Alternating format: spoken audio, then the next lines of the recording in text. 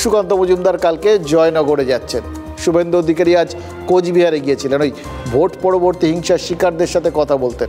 আগামীকাল আক্রান্তদের নিয়ে রাজ্যপালের কাছে যাবেন শুভেন্দু অধিকারী। সুতরাং খবরগুলো তো উঠছে, লোকের কাছে হয়তো পৌঁছচ্ছে, কাজের কাজ সেটা কবে হবে বলুন তো? বলতেছে 100 দিনের যে কাজগুলো টাকা দিয়েছে রিটার্ন করতে হবে, লক্ষ্মীর ভান্ডার বন্ধ করে, রেশন পর্যন্ত বন্ধ করে দিয়েছে। তাহলে আমরা কেমন করে কোথায় যাবো আমরা বলুন? আমরা তো বিজেপিটা করি। পশ্চিমবঙ্গে কি ধরনের রাজনৈতিক সন্ত্রাস হয় সকলে জানে। আমরা প্রত্যেকের কাছ থেকে ঘটনাগুলো শুনে কিছু ব্যবস্থা তো নেব, আর আপনাদের নিশ্চিতভাবে মৃত্যুর মুখে ফেলার জন্য আমরা বলবো না।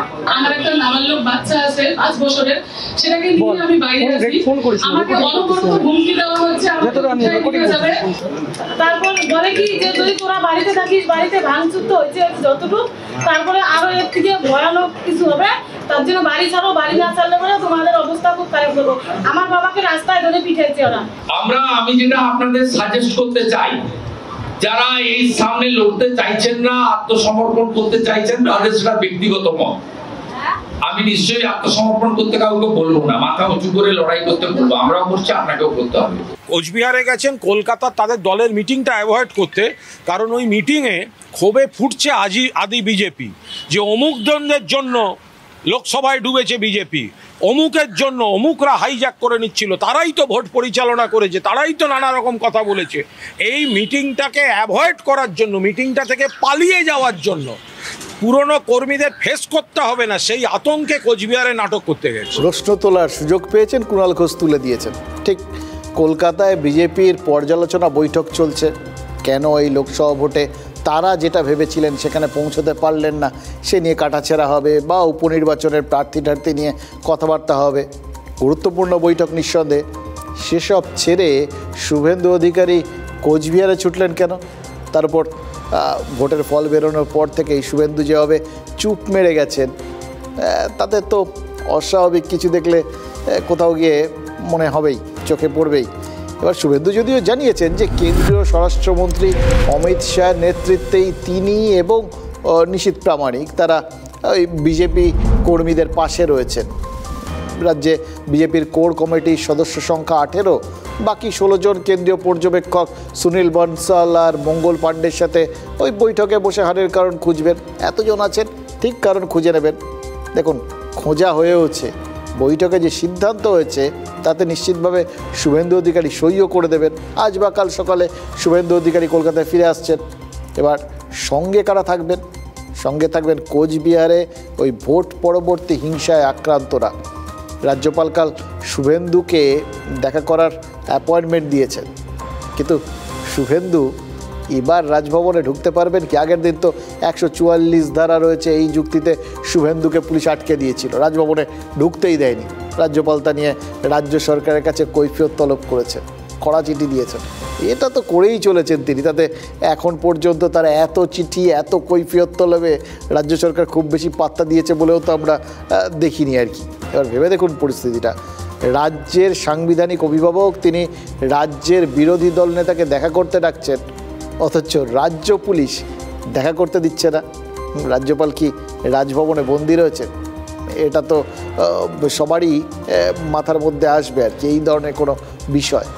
কিন্তু এটাও ঠিক, এরপর রাজ্যপাল রাজভবনের সব নিরাপত্তারক্ষীকে বদলে ফেলার কথা বলেছেন। মানে যারা রয়েছেন তারা কোথাও গিয়ে তার কথা শুনছেন না, বা অন্য কারুর কথা শুনে তার সামনে ঢাল হয়ে দাঁড়িয়ে রয়েছেন। এমন ঢাল যাতে তার কাছে কেউ পৌঁছতে না পারে। দেওয়াল, তাহলে তো ঢাল বলা যাবে না, দেওয়াল বলতে হবে। এই দেওয়ালটাকে এখন ভাঙতে চাইছেন রাজ্যপাল। আরও একটা তিনি নির্দেশ দিয়েছেন, সেটা রাজভবনের কর্মীদের। বলেছেন যতদিন পর্যন্ত তিনি আক্রান্তদের সাথে দেখা করতে না পারছেন ততদিন পর্যন্ত মুখ্যমন্ত্রীকেও যেন তার সঙ্গে দেখা করতে না দেওয়া হয়। ভাবুন তো, এই কর্মীদের অবস্থাটা একবার ভেবে দেখুন। স্যান্ডউইচ বললেও তো খুব কম বলা হয়।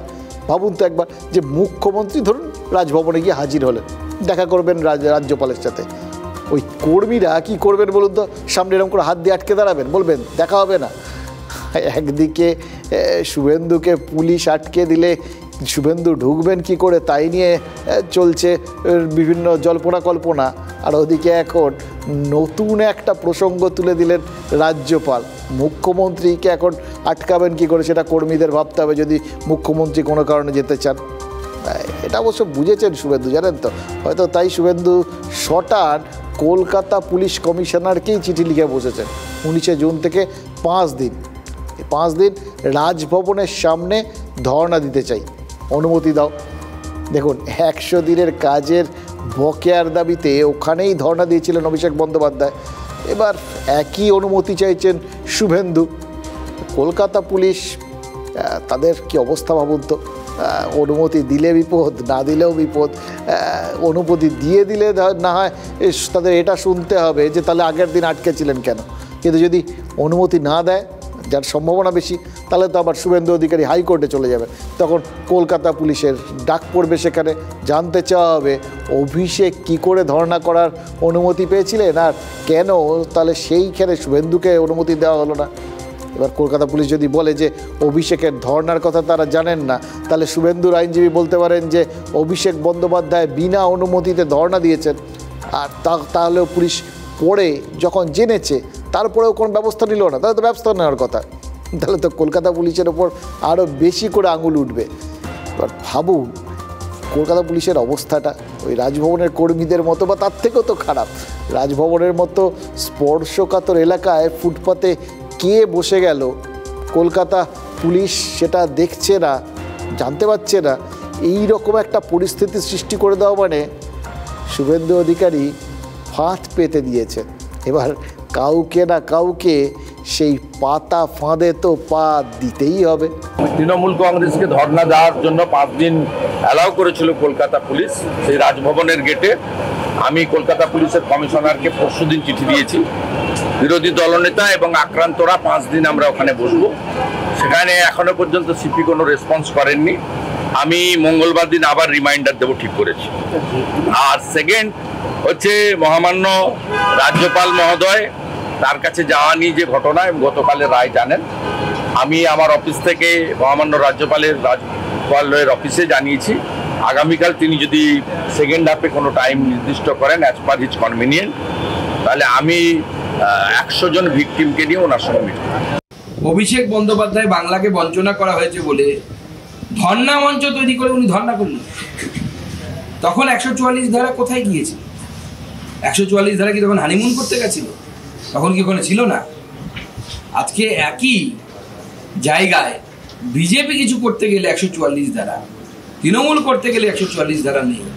এই যে গণতন্ত্রকে হত্যা করার যে চেষ্টা তৃণমূল কংগ্রেসের তরফ থেকে হচ্ছে, এটা গোটা দেশ দেখছে, পশ্চিমবঙ্গবাসীও দেখছে।